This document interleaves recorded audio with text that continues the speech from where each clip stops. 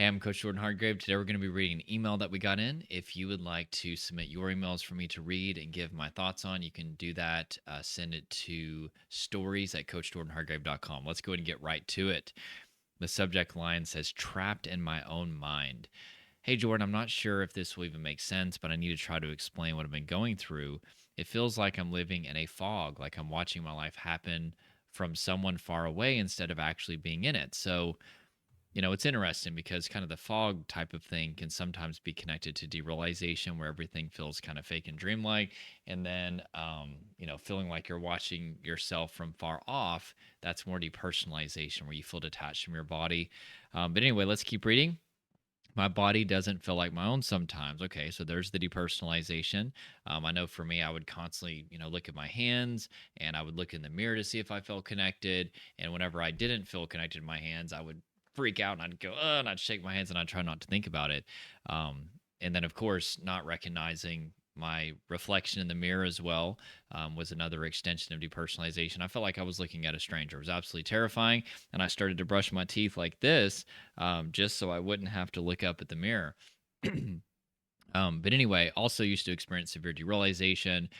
It basically felt like I had slipped into this dream world where everything felt very slow, very colorless, and it was like I was watching a movie. That's really the best analogy that I can think of. So anyway, you said my surroundings look flat, like I'm stuck in a video game. Okay, there you go. It started about 6 months ago after a really bad panic attack. Yeah, that's very, very common because, depersonalization, realization are trauma coping mechanisms. And trauma is not a past event like you're thinking of.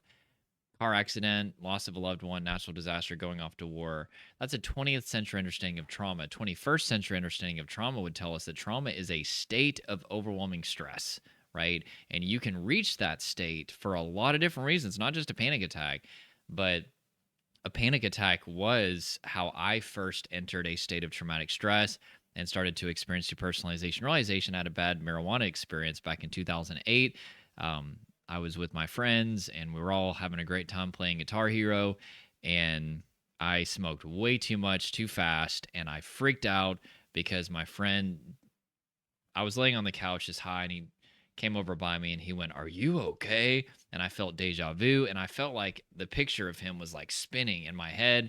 My heart started pounding like never before, and I thought that I was dying of a heart attack. And so I run outside and I start basically pacing back and forth, trying to get away from the feeling of my heartbeat.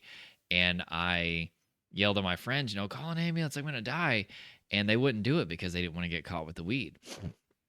And because I felt trapped, and because I was also carrying around a ton of tension, adrenaline, emotion, and fatigue in my body anyway, that's part of complex trauma. It's the buildup of stress over time. It didn't take much for me to get to that overwhelm point, right? And so, anyway, I started to feel like I was watching myself. It wasn't a full out of body experience, okay? I want to be clear about that. But I felt like I was watching myself pace back and forth. My friends started to feel very cartoonish. The streetlights seemed cartoonish. The cars around me felt cartoonish. And everything around me just didn't feel real. And time also felt very off. It felt like it was going very slow, almost like in slow motion.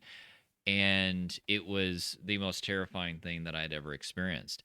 So anyway, but you don't have to experience a panic attack to experience DPDR. In fact, I work with clients all the time, and they never have even had a panic attack, but yet they're still constant DPDR. So don't feel like that's the only time that you can have DPDR. But panic is escalating stress and usually resistance as well.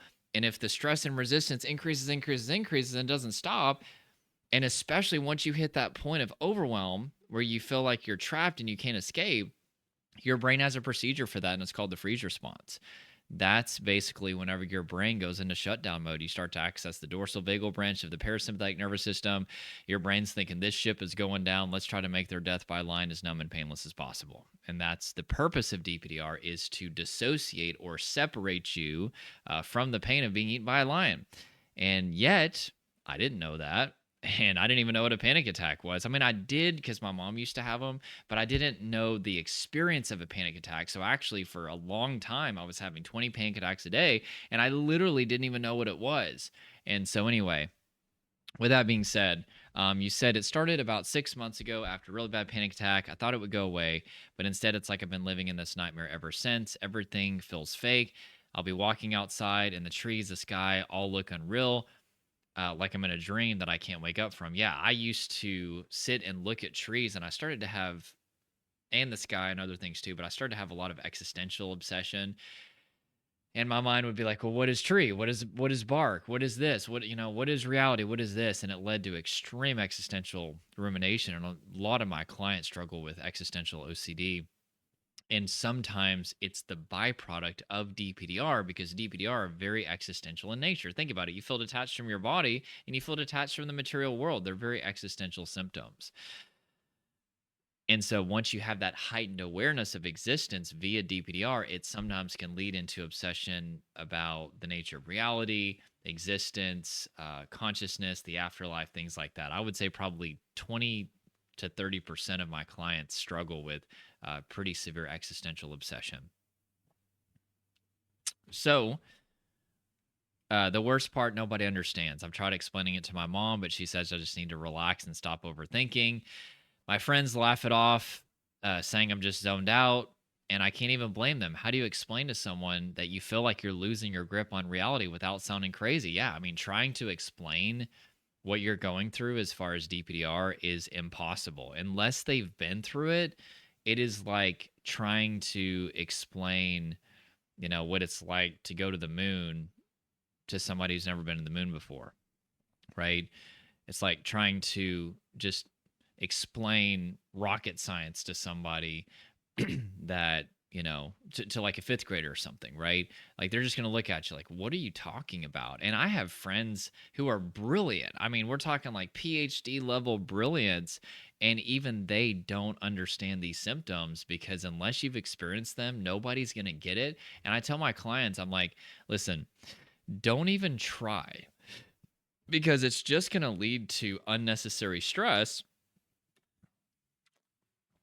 And we don't need that right now, right? You're already at a state of traumatic stress. The last thing that we need to do is just add more stress, because you're trying to explain the unexplainable to somebody who can't understand it. But just know that there are people out there that do understand what you're going through. I'm one of them. And I know how terrifying it is, even if nobody else does. And there are lots of people. I mean, look in the comment section. There's plenty of people that are going through this.